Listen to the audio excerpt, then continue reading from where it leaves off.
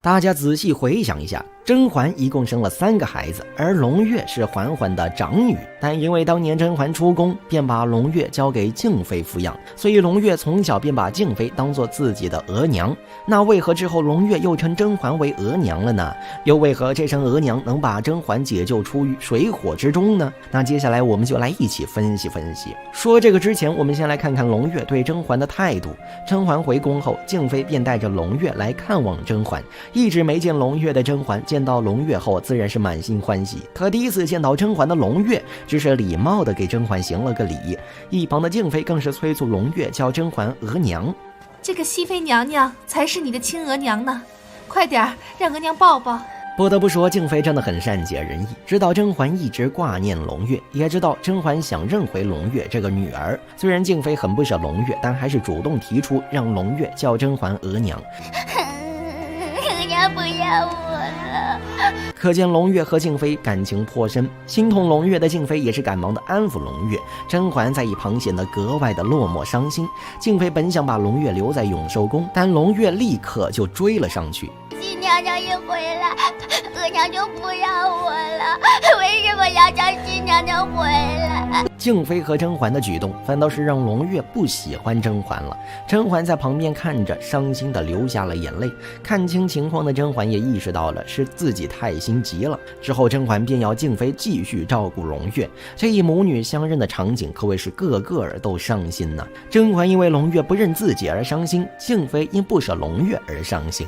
梅姐姐因为看到甄嬛这样伤心而难过，胧月因为要叫甄嬛额娘而一直哭，也因为这个对甄嬛表示怕怕的。之后静妃为留住胧月而向皇后告发了苏培盛和槿汐的事儿，而甄嬛自然也知道静妃这样做的原因，于是事后甄嬛便派槿汐去请静妃来自己宫中商量胧月的事儿。甄嬛表示，那么就请姐姐替我抚育胧月。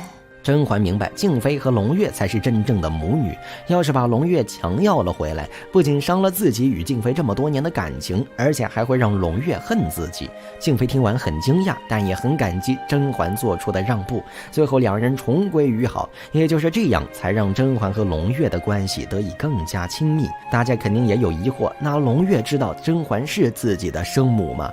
当时的胧月还小，还听不懂甄嬛和静妃之间说的话。可当胧月长大一些后，静妃就告诉过他，胧月，你知道吗？你熹娘娘在怀你的时候吃了不少的苦。这里静妃也是直接告诉胧月，甄嬛才是你的生母。这时的胧月长大了，听完静妃的话表示，那我晚上去向熹娘娘请安。从胧月的话中，我们也能知道胧月是懂静妃的意思的，知道甄嬛当初怀自己是很辛苦，所以才去向她请安，看着她。虽然胧月没叫甄嬛额娘，但也算是认可了甄嬛这个生母吧。之后静妃更是提醒胧月，无论在什么时候，你都要保护熹娘娘，别让皇额娘欺负了她。这话额娘说过多次，我都记得。静妃一直都告诉胧月要保护甄嬛，由此我们也能看出静妃是个有情有义之人。胧月在她身边也能教养得很好。当大胖菊因为发现甄嬛和果郡王有私情时，为设计果郡王，便把甄嬛软禁了起来。静妃便带着胧月去向大胖菊求情。胧月一进去就表现出忧心忡忡的样子，并且说道，红颜灵犀许久不见额娘，想额娘想得辛苦。听说额娘近来重病不起，胧月一不能解弟妹思母之痛，二不能在额娘床前尽孝道，所以难过。这是胧月第一次称甄嬛为额娘。胧月向大胖菊表示自己想额娘，红艳灵犀也想额娘，也是在提醒大胖菊，额娘为你生了3个孩子，而且现在3个孩子都年幼，不能没有自己的亲额娘。大胖菊听完沉思了一下，但表示其他的娘娘也很疼爱你们呀。于是胧月接着说，孟子曰，君子有3恶，而亡天下不与存焉。父母俱存，兄弟无故，因恶也。养不愧于天，俯不作于人，2恶也。得天下英才而教育之，3恶也。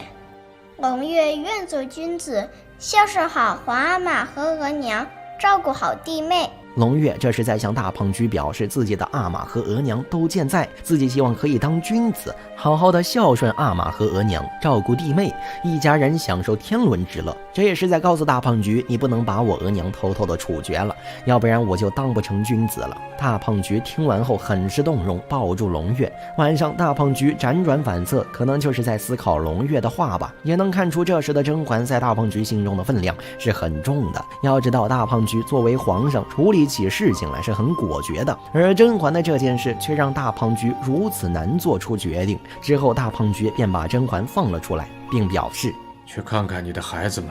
由此我们也可以看出大胖菊最终放过甄嬛，是因为甄嬛的3个孩子。龙月第一次改口叫甄嬛额娘，不仅提醒了大胖菊甄嬛还有3个年幼的孩子，不能失去自己的亲额娘，也是因为龙月的这些话，使大胖菊把软禁在圆明园的甄嬛给放了出来。细看《甄嬛传》中，甄嬛为了扳倒皇后，不惜用自己的第4胎做赌注。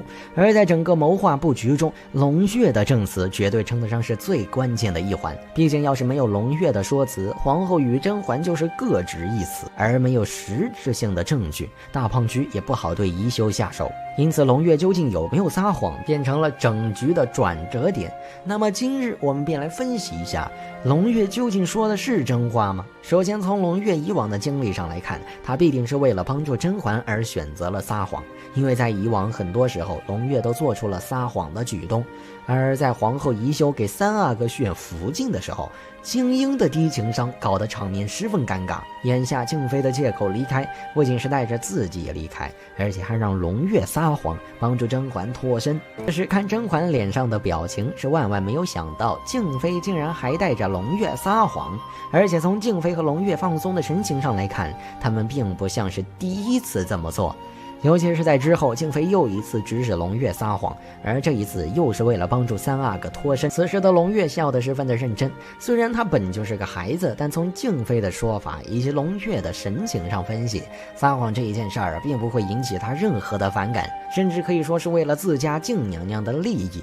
龙月根本不介意撒谎，因为从他的本心出发，自己就是站在甄嬛这一边的，所以在甄嬛扳倒皇后一事上，他完全就是在撒谎。是不得不说，龙月的演技又进步了，一声又一声的哭腔直接踩在了大胖菊的心窝窝上，让他从心底认定龙月是个绝不会撒谎的6岁小儿，也是从没有怀疑过龙月竟然会靠着自己的演技撒谎。由此可见，在撒谎这事儿上，龙月驾轻就熟，完全就是个惯犯。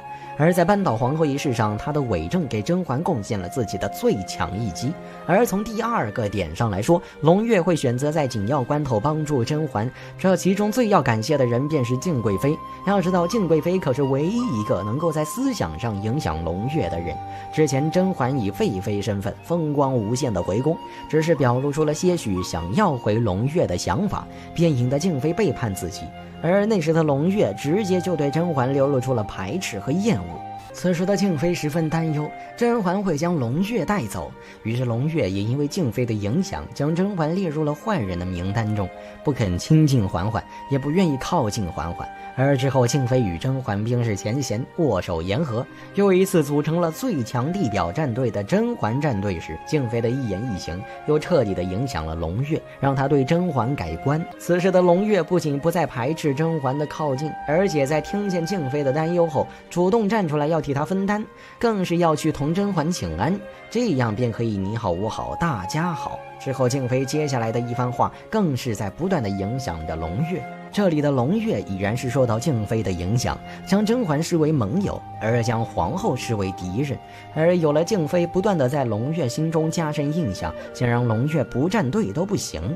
于是在甄嬛扳倒皇后一事上，龙月便很好的诠释了什么叫做额娘嘱托的，别让皇额娘欺负了熹娘娘。皇额娘她推了熹娘娘，她推了熹娘娘。此时的静妃真是厉害，眼下扳倒甄嬛皇后的计划几乎是没有让龙月知晓的，可她日日在龙月面前树立皇后阴毒的形象，这摆明了就是在提前警告龙月，在她的心中埋下了怀疑的种子。否则龙月如何能够不假思索直接就选择诬陷中宫皇后？而最后一点能够看出龙月是撒谎的迹象，便是龙月是必然知晓屋内皇后正在与甄嬛争执，而且是几乎看到了全过程。此前甄嬛在宫中正在同静妃、端妃讨论宜修杀了纯元一事，当时的龙月便在背后偷听，但偷听被戳破时，他却装出一副困意的模样。此时龙月站着的位置与之后甄嬛扳倒皇后的屋内站位几乎一模一样，距离也差不多。而眼下龙月虽然嘴上说着自己困了，但实则更像是偷听被人发现，于是不得已说自己是困顿了。毕竟谁也不会相信一个6岁小儿会撒谎。可明明嘴上说着困了的龙月，在跟随静妃回到宫中后所表现出来的神态却完全不像一个困倦的小孩。这里的龙月完全就不像是有困意的模样，反倒是还给静妃捶背以及对答如流。由此可见，龙月之前说自己有困意完全就是演出来的，其实事实根本就是偷听被大人们抓住后不敢承认，所以借着自己小孩的身份给躲了过去。也因此在之后甄嬛扳倒皇后的屋内，龙月必定看到了全过程，尤其是甄嬛如何拉住宜修的，又是如何一步一步自导自演的将自己摔在桌角倒在地上的。只不过那时的龙月已经是甄嬛战队最小的成员，因此在甄嬛与皇后互相指证的局面下，才成了扳倒皇后的最关键一环。回看《甄嬛传》，在甄嬛扳倒皇后一事上，龙月究竟有没有撒谎？想必今日分析完以上3点，便可以知晓，龙月一直都是知晓全部真相的6岁小儿。